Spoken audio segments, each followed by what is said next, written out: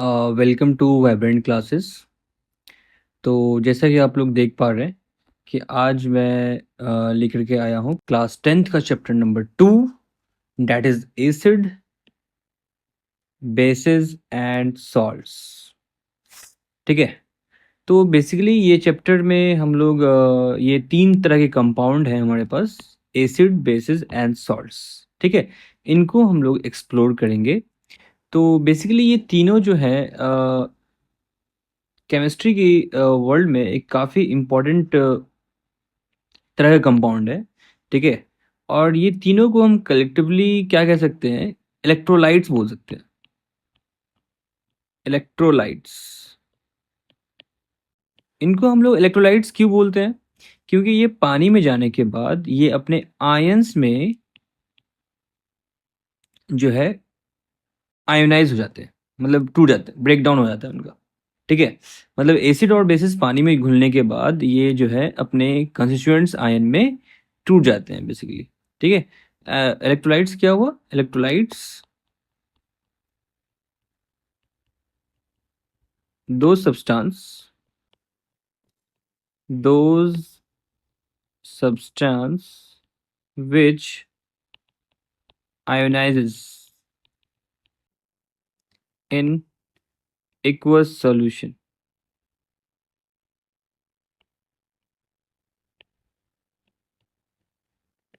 Right.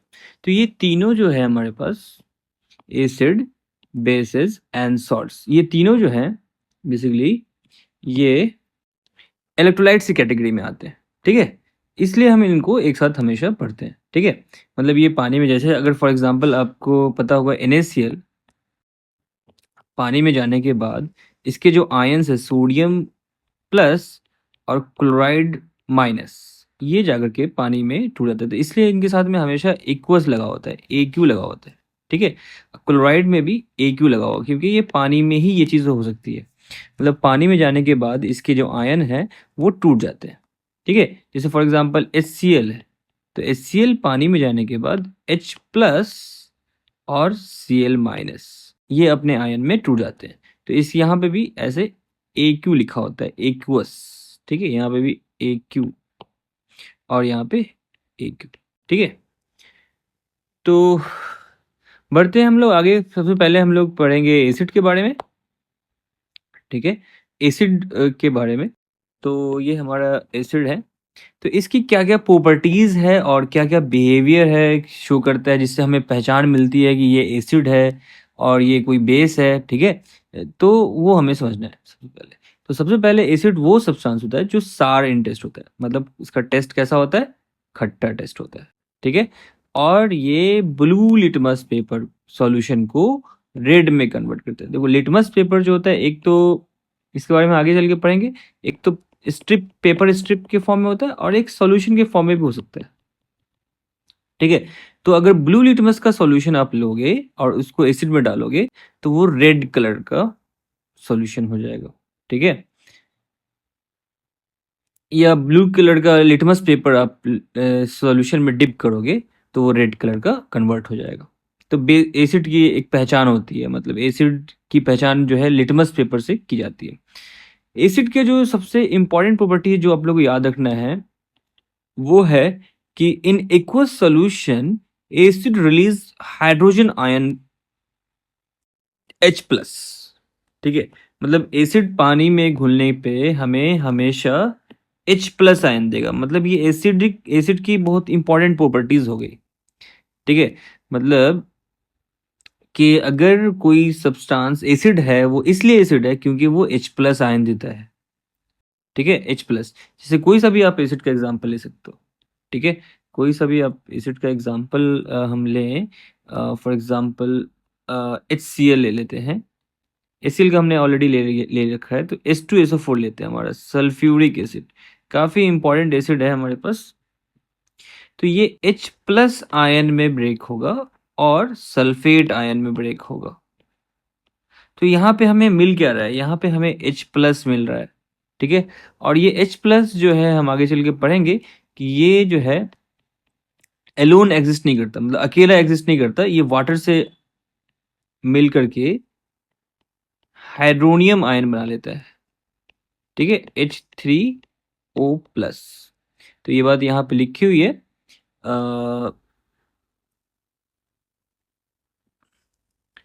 which immediately combine with water molecules to form the hydronium ions, hydronium ions। ठीक है, hydronium ions का formula भी आप लोग याद रख लोगे, H3O+।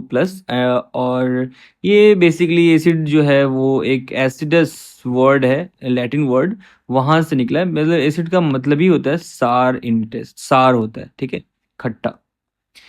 तो एसिड को हम लोग दो कैटेगरी में डिवाइड कर सकते हैं, ठीक है, strong acid and weak acid. ठीक है, स्ट्रॉन्ग एसिड वो एसिड होता है जो कंप्लीटली आयोनाइज हो जाता है, कंप्लीटली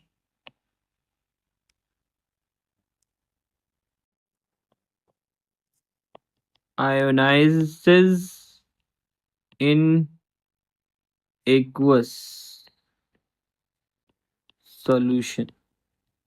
ठीक है, कंप्लीटली आयनाइज होने का मतलब ये है कि किसी सॉल्यूशन के अंदर अगर 100 HCl है तो 100 के 100 जो है वो आयनाइज हो जाएंगे। और इसके बाद हमें करना क्या है, इसके 3 एग्जाम्पल हम लोग को याद रख लेने हैं, ठीक है, hydrochloric acid, sulphuric acid and Nutrich acid. ये 3 स्ट्रॉन्ग एसिड हैं और इसको हम लोग को हमेशा याद रखना है, ठीक है। इसके एग्जाम्पल और इनका फॉर्मूला, इसका फॉर्मूला भी आप लोग याद रखना है। हाइड्रोक्लोरिक एसिड तो बहुत ज़्यादा कॉमन है, sulphuric acid H2SO4 and nitric acid that is HNO3, right. तो ये हमें 3 एग्जाम्पल याद रखने हैं। उसी तरह वीक एसिड क्या होंगे, जो कंप्लीटली आयोनाइज हो, विच डू नॉट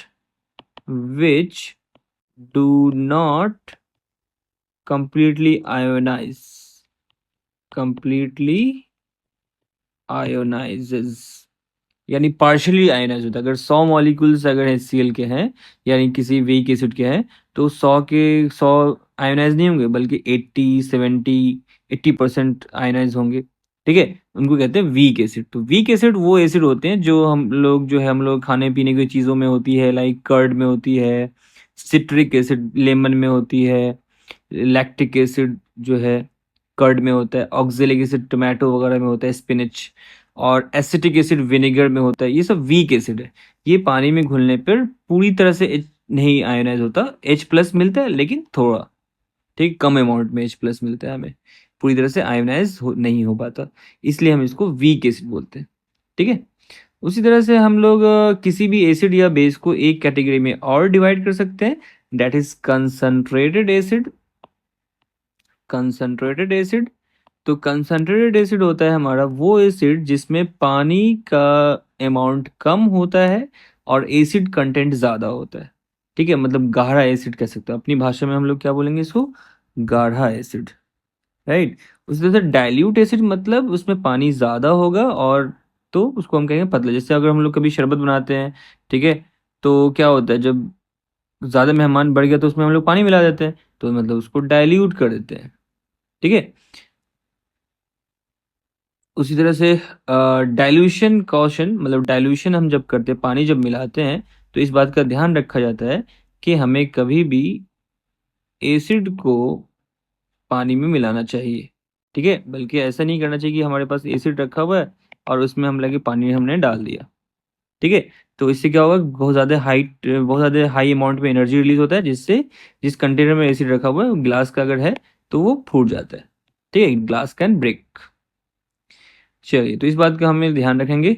और उसके बाद हम लोग क्या पढ़ने वाले हैं, बेसिस। एसिड के बारे में हमने फिजिकल प्रॉपर्टीज हमने देख लिया उसका, और बिहेवियर, तो बेसिस के कुछ फिजिकल प्रॉपर्टीज एंड बिहेवियर हमें देखने हैं। जिस तरह से एसिड के बारे में हमने पढ़ा था कि एसिड सार इंटेस्ट होता है, उसी तरह बेसिस जो होता है बीटर इंटेस्ट होता है, बीटर इंटेस्ट होता है और सोपी फील टच देता है, मतलब थोड़ा सा फिसलने वाला होगा, और ये रेड लिटमस को ब्लू लिटमस में कन्वर्ट करता है, ठीक है।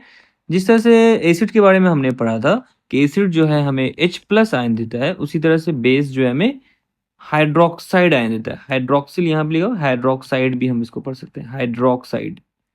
हाइड्रोक्साइड मतलब जिस सब्सटेंस में आपको OH- आयन दिखेगा, मतलब हाइड्रोक्साइड आयन दिखेगा, वो हमारा बेस ही होगा, ठीक है, बेस होगा। तो बेस बेसिकली क्या प्रोड्यूस करता है, OH माइनस, इसको क्या बोलेंगे हम लोग? हाइड्रोक्साइड। क्या बोलेंगे? Hydroxide ion. ठीक है, OH माइनस। तो उसी तरह से एसिड और बेसिस को भी हम लोग दो कैटेगरी में डिवाइड कर सकते हैं, strong basis and weak basis.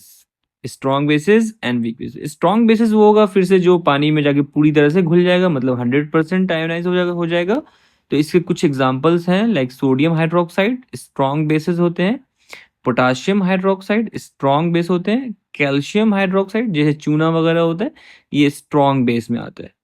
ठीक है। उसी तरह से वीक बेसिस वो होते हैं जो पानी में घुलने पर पूरी तरह से आयोनाइज नहीं होते, जो मतलब हल्के होते हैं। ठीक है। तो अमोनियम हाइड्रोक्साइड इसका एग्जाम्पल है। आप लोग एक एग्जाम्पल और याद रख सकते हैं, magnesium hydroxide.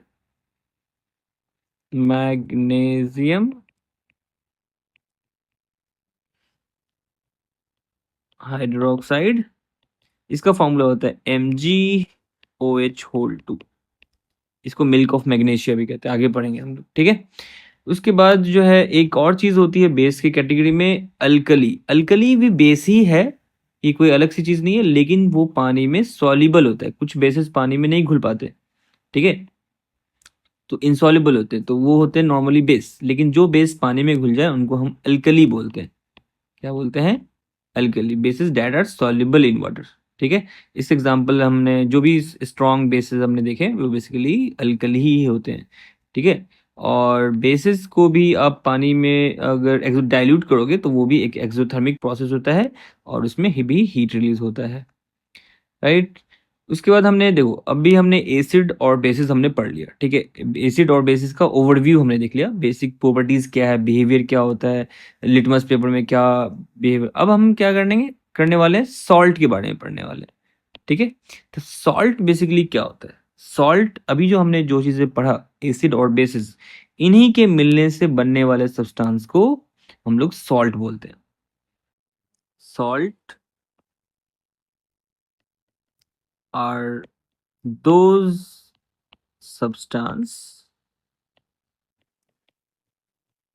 which are formed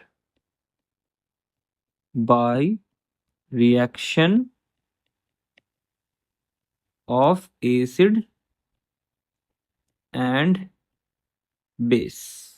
ठीक है। तो अभी हमने जितने सारे एग्जाम्पल हमने एसिड और बेस के देखे थे, उनका अगर हम रिएक्शन कराएंगे तो हमें सॉल्ट मिल जाएगा। जैसे फॉर एग्जाम्पल मैंने अभी एसिड लिया था HCl, और बेस ले लेता हूँ सोडियम हाइड्रोक्साइड, ये हमने याद रखा है। तो हमें इससे प्रोडक्ट जो मिलने वाला है वो मिलेगा सोडियम, यहाँ का पॉजिटिव यहाँ का negative, NaCl, sodium chloride plus H2O plus H2। तो यहाँ पे हमें क्या मिला? ये सॉल्ट मिला। ठीक है। तो दीज आर द सॉल्ट्स। तो सॉल्ट कैसे बना? एसिड और बेस। एक और एग्जांपल अगर हम ले लेते हैं, H2SO4 हमारा एक स्ट्रॉन्ग एसिड है, और कोई बेस ले लेते हैं, कैल्शियम हाइड्रोक्साइड ले लेते हैं, ये हमारा बेस हो गया। तो सॉल्ट बनेगा यहाँ का पॉजिटिव और यहाँ का negative, calcium sulphate plus H2। ठीक है। तो ये हमारा एक सॉल्ट हो गया, सोडियम क्लोराइड, और कैल्शियम सल्फेट जो है हमारा एक सॉल्ट हो गया। राइट। तो सॉल्ट को हम लोग तीन कैटेगरी में डिवाइड कर सकते हैं, बेसिक सॉल्ट, न्यूट्रल सॉल्ट और एसिडिक सॉल्ट। ठीक है। देखो, जिस तरह से एसिड तो एसिड होता है, बेस बेस होता है, लेकिन सॉल्ट जो है वो तीनों चीज हो सकता है, न्यूट्रल भी हो सकता है, एसिडिक भी हो सकता है और बेसिक भी होता है। ठीक है। जैसे अगर बेसिक सॉल्ट कैसे बन सकता है? बेसिक नाम ही बेसिक है। बेसिक सॉल्ट तब बनेगा जब स्ट्रॉन्ग बेस होगा, और बेसिक सॉल्ट का pH 7 से ज्यादा होता है, हम आगे चल के पढ़ेंगे। ठीक है। इसका एग्जाम्पल है सोडियम एसीटेट। ये देखो, ये इसका एसिडिक पार्ट है और ये बेस वाला पार्ट है। तो ये बेस जो है सोडियम हाइड्रोक्साइड, OH जब जुड़ा हुआ था तो सोडियम हाइड्रोक्साइड था, सोडियम हाइड्रोक्साइड, तो ये स्ट्रांग हो गया। उसी से न्यूट्रल सॉल्ट तब बनता है जब दोनों ही स्ट्रांग, एसिड भी स्ट्रांग हो और बेस भी स्ट्रांग हो, मतलब दोनों मजबूत पार्टी अगर होगा, तो दोनों अगर मिलेगा तो कुछ भी नहीं होगा, मतलब न्यूट्रल सॉल्ट बनेगा। ठीक है? अगर इसमें से स्ट्रॉन्ग आपको एसिडिक सॉल्ट के लिए स्ट्रॉन्ग कौन होना चाहिए? स्ट्रॉन्ग एसिड होना चाहिए, बेस जो है वीक होना चाहिए। इसके एग्ज़ाम्पल अमोनियम क्लोराइड, देखो यहाँ से स्ट्रॉन्ग एसिड हो गया, स्ट्रॉन्ग एसिड मतलब HCl से ये आया होगा, और ये जो है बेस अमोनियम हाइड्रोक्साइड इस वीक बेस से आया है। ठीक है? तो बेसिकली हमने एसिड और बेस एंड सॉल्ट्स के बारे में पढ़ लिया है। ठीक है? उसके बाद नेक्स्ट टॉपिक जो है वो है बेसिकली इंडिकेटर्स। इंडिकेटर्स क्या होते हैं? इंडिकेटर वो सब्सटेंस है, एक स्पेशल तरह का सब्सटेंस होता है जो अपना कलर या स्मेल चेंज करके हमें पहचान करा देता है कि एसिड है या बेस है। जैसे किसी एसिड में अगर आप लिटमस पेपर डालते हो तो आपको पता चल जाता है कि उसका कलर क्या चेंज हुआ, तो उससे हमें पता चलता है कि ये एसिड है या बेस है। ठीक है? उस वजह से इंडिकेटर्स बेसिकली आर दो सब्सटेंस जो हमें रिवील करता है, पहचान कराता है एसिड और बेस की। ठीक है? बाय चेंजिंग देयर कलर और स्मेल। उस तरह से हम एसिड इंडिकेटर्स को दो टाइप में डिवाइड कर सकते हैं। नेचुरल इंडिकेटर्स, नेचुरल इंडिकेटर वो होते हैं जो हमें नेचर से मिलता है बेसिकली। तो इसका एग्जांपल लिटमस, लिटमस जो होता है नेचर से हमें मिलता है। इसका एक प्लांट होता है लीचन, लीचन प्लांट होता है, लीचन प्लांट। लीचन प्लांट से हमें दो कलर में लिटमस पेपर के मिलते हैं, लिटमस के सॉल्यूशन मिलते हैं, एक रेड सॉल्यूशन और एक ब्लू सॉल्यूशन। अगर रेड जो है ब्लू में हो जाएगा तो ये हो गया बेस। ठीक है? अगर ब्लू जो है वो रेड में कन्वर्ट हो गया, ठीक है, तो ये हो गया एसिड। उसी से कुछ और कुछ नेचुरल इंडिकेटर होते हैं, रेड कैबेज मतलब पत्ता गोभी वगैरह। रेड जो है वो एसिड में रेड हो जाता है, बेस में ग्रीन हो जाता है। टर्मरिक जो होता है एसिड में कोई चेंज नहीं होता, लेकिन बेस में ये रेड कलर हो जाता है। ठीक है? उसी तरह से कुछ सिंथेटिक इंडिकेटर भी हैं जो लैब में प्रिपेयर किए जाते हैं। ठीक है? इनको हम यूनिवर्सल इंडिकेटर भी कह सकते हैं। यूनिवर्सल इंडिकेटर मतलब ये एक तरह का सॉल्यूशन है। ठीक है? एक तरह का सॉल्यूशन है जो कि जनरली पिंक कलर का होता है। सॉरी, दो तरह के होते हैं यहाँ पे। एक फेनोल्फथलीन सॉल्यूशन होता है, मतलब ये एसिड में जाने के बाद कलरलेस हो जाता है, और बेस में जाने पे पिंक हो जाता है। ठीक है? उसी से एक और चीज़ है मिथाइल ऑरेंज, ये भी एक सॉल्यूशन है। ठीक है? जो एसिड में रेड कलर हो जाता है, बेस में येलो कलर हो जाता है। ठीक है? तो प्रैक्टिकल पर्पस के लिए आप लोग याद रख सकते हैं, और इसमें ज़्यादा कुछ नहीं है। कुछ ऑल्फैक्टरी इंडिकेटर्स होते हैं जो अपने स्मेल को चेंज करता है अगर एसिड और ये बेस में रख दिए जाने पे, या एसिड और बेस के इन्वायरमेंट में रखने पे। ठीक है? लाइक अनियन, प्याज वगैरह को एसिड में अपना जो है रिटेन कर लेता है और बेस में कोई स्मेल नहीं करता। ठीक है? वैनिला एसेंस वगैरह। चलिए, तो इतना छोटा छोटा सा पार्ट है, आप लोग को याद रख लेना है। तो इस वीडियो में हम लोग इतना ही रखते हैं। चैनल को सब्सक्राइब करें, लाइक करें, शेयर करें और कमेंट करके बताएं कि आप लोग को वीडियो कैसा लग रहा है।